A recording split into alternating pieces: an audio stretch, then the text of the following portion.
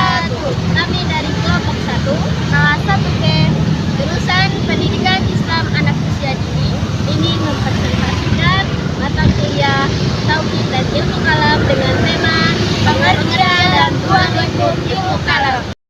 Pertama-tama mari kita panjatkan puji syukur kehadirat Allah Subhanahu wa taala yang telah memberikan kita berbagai macam kenikmatan sehingga kita bisa menyelesaikan tugas video mata kuliah Tauhid dan Ilmu Kalam. Dan tidak lupa pula kita mengucapkan terima kasih banyak kepada Bapak Pengampu Dr. Ahmad Zahdi MAG selaku pengampu mata kuliah Tauhid dan Ilmu Kalam. Selawat serta salam kita curahkan kepada baginda Nabi besar kita Nabi Muhammad SAW. Karena beliaulah kita bisa merasakan indahnya Islam dan nikmatnya ini.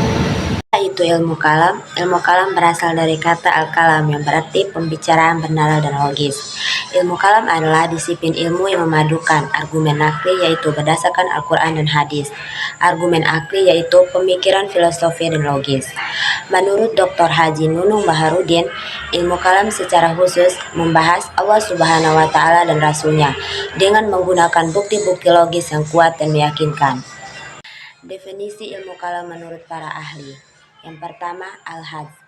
Beliau menjelaskan bahwa ilmu kalam adalah ilmu untuk menetapkan akidah dan argumen yang kuat yang bertujuan untuk menghilangkan keraguan dan bertegas keyakinan. Yang kedua, Ibnu Khaldun. Beliau membahas tentang ilmu kalam bertugas untuk membela akidah dengan argumen rasional serta menolak segala bentuk bid'ah dan penyimpangan. Baik, di sini saya akan menjelaskan tentang ruang lingkup ilmu kalam. Yang pertama ialah ilahiyat. Ilahiyat ialah membahas mendalam mengenai eksistensi Allah SWT, sifat-sifat yang sempurna dan nama-nama yang indah, serta tidak ada yang menyamainya. Yang kedua, nubuat. Nubuat ialah mengulas tentang kenabian, kerasulan, termasuk kajian mengenai kitab suci Al-Quran. Yang ketiga, ruhaniyah. Ruhaniyah ialah kajian tentang alam metafisik atau alam goib, mencakup malaikat, jin, iblis. Yang keempat ialah samiyat. Samiyat ialah membahas hal-hal yang informasinya hanya dapat diketahui melalui dalil nakli, seperti kehidupan di surga ataupun neraka. Oke, baik, di sini saya akan menjelaskan tentang aspek-aspek ilmu kalam. Yang pertama, keesaan zat Allah atau yang disebut dengan Tauhid Rububiyah. Tauhid Rububiyah ialah meyakini bahwa Allah pencipta, pemilik, dan pengatur alam semesta. Yang kedua, keesaan sifat Allah atau yang disebut dengan Tauhid Asma wa Syifa.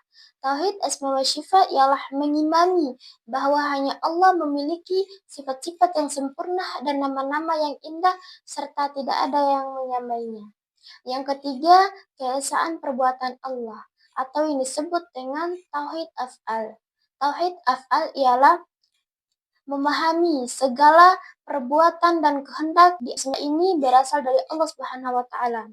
Yang keempat ialah keesaan beribadah kepada Allah Subhanahu wa taala atau yang disebut dengan Tauhid Uluhiyah. Tauhid Uluhiyah ialah mengakui bahwa hanya Allah lah yang patut disembah dan ditaati dalam segala bentuk ibadah. Fungsi ilmu kalam dalam Islam. Ilmu kalam adalah ilmu yang membahas tentang akidah dan keyakinan Islam secara rasional dan logis. Fungsinya sangat penting untuk menjaga kemurnian iman umat Islam. Adapun penjelasan dari fungsi ilmu kalam dalam Islam ini dibagi menjadi 4 bagian, yaitu yang pertama, mengukuhkan landasan keimanan.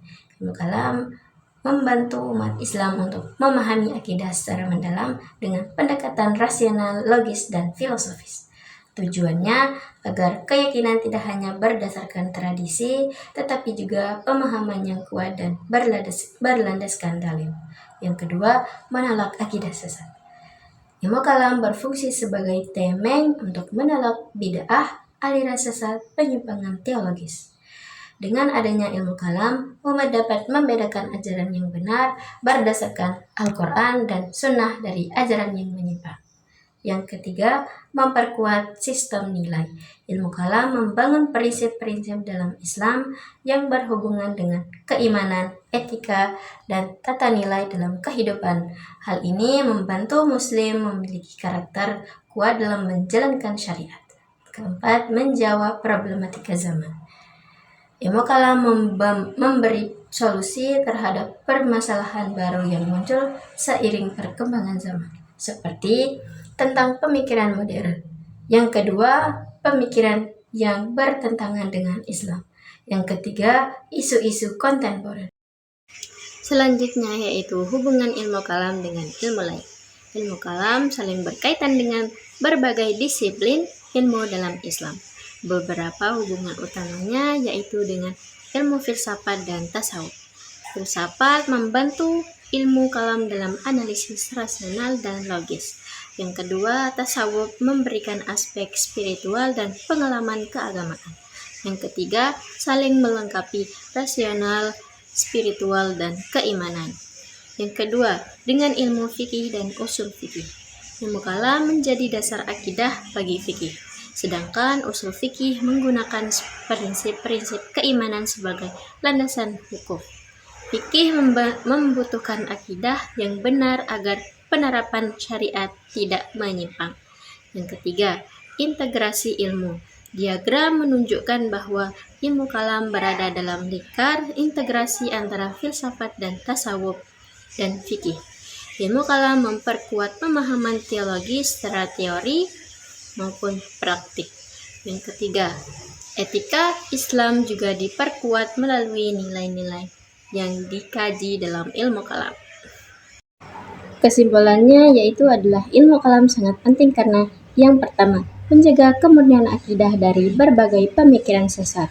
Yang kedua, menguatkan keimanan melalui argumentasi logis dan rasional. Yang ketiga, memberi jawaban atas tantangan pemikiran modern yang sering menyesatkan. Yang keempat, menjadi dasar bagi ilmu-ilmu lain seperti fikih dan usul fikih. Yang kelima, membentuk karakter Muslim yang kuat baik dalam keyakinan maupun praktik ibadah.